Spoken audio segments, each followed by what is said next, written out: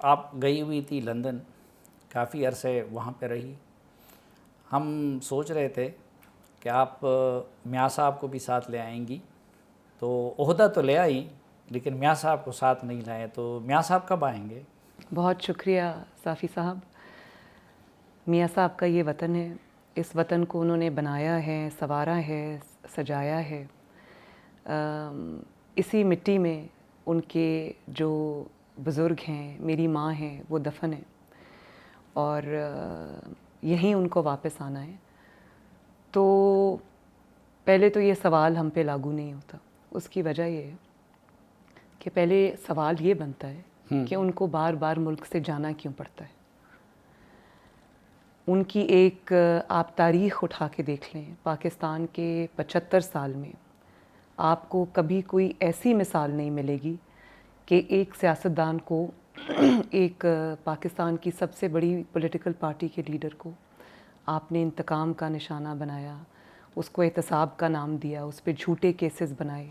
وہ پھر بھی نہ صرف قانون کے سامنے پیش ہوا بلکہ اس نے اس انتقام کو ایک قوم کے اور ملک کے لارجر مقصد کے لیے اس نے بڑی خندہ پیشانی اور ڈگنیٹی کے ساتھ اس نے ایکسیپٹ کیا. مجھے آپ ڈھونڈ کے بتا دیں کہ پاکستان میں بیسیوں آپ کو مثالیں ایسے ملیں گی کہ جب احتساب شروع ہوتا ہے تو لوگ اس ملک سے فرار ہو جاتے ہیں. اور ایک مثال آپ مجھے بتا دیں کہ کسی کے اوپر جھوٹا مقدمہ بنایا گیا ہو جس کی حقیقت آج قوم کے سامنے آ چکی ہے. ایک ایک چیز روز روشن کی طرح عیاں ہو گئی ہے قوم کے اوپر. وہ تو جانتے تھے، وہ پھر بھی اپنی اس شریک حیات جس کے ساتھ ان کے 40 سال سے زائد عرصہ کا ایک رفاقت رہی ہے اور جس کے بارے میں ان کو شاید یہ اندازہ بھی تھا کہ وہ جانبر نہ ہو سکیں یا وہ اپنی موت سے کچھ ہی مہینے دور ہیں. اس وقت تو ہمیں یہ بھی پتہ نہیں تھا کہ وہ ٹھیک ہوں گی نہیں ہوں گی.